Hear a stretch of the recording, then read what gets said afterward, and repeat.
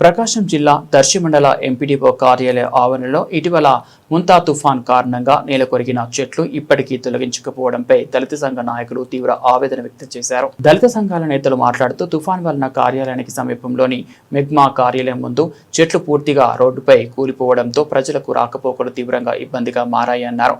అయితే ఇంతకాలంగా చెట్లను తొలగించకపోవడం అధికారుల నిర్లక్ష్యానికి నిదర్శనమని విమర్శించారు. తక్షణమే చెట్లను తొలగించి కార్యాలయానికి వచ్చే ప్రజలకు ఇబ్బందులు లేకుండా చర్యలు తీసుకోవాలని వారు ప్రభుత్వాన్ని డిమాండ్ చేశారు. ఈ సందర్భంగా దళిత సంఘ నాయకుడు రాజపూడి మోషే మాట్లాడుతూ ప్రజల సౌకర్యం దృష్ట్యా అధికారులు వెంటనే స్పందించాలి, తుఫాన్ నష్టపరిహారం చర్యల్లో భాగంగా చెట్ల తొలగింపును అత్యవసరంగా చేపట్టాలని సూచించారు.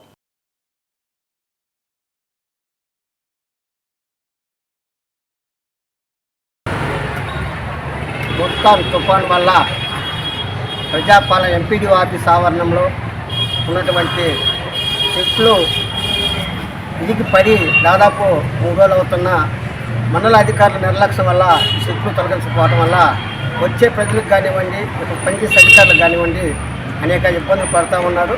ఇప్పుడైనా మండల అధికారులు స్పందించి తక్షణమే ప్రజల సౌకర్యార్థం కోసం కానివ్వండి, అదేవిధంగా మండలంలో పనిచేసినటువంటి అధికారుల కోసం సౌకర్యార్థం కానివ్వండి తక్షణమే ఈ యొక్క చెట్లు తొలగించాలని చెప్పేసి రాష్ట్ర దళిత సేన దర్శి నియోజకవర్గం తరఫున అధ్యక్ష కార్యదర్శి రాజపూడి మోషే, గౌరవనీయులు పెద్దలు రాజపూడి మోషే గారు, అదేవిధంగా ప్రేమ్ కుమార్ గారు మీరు పత్రికాముఖంగా తెలియజేస్తాము.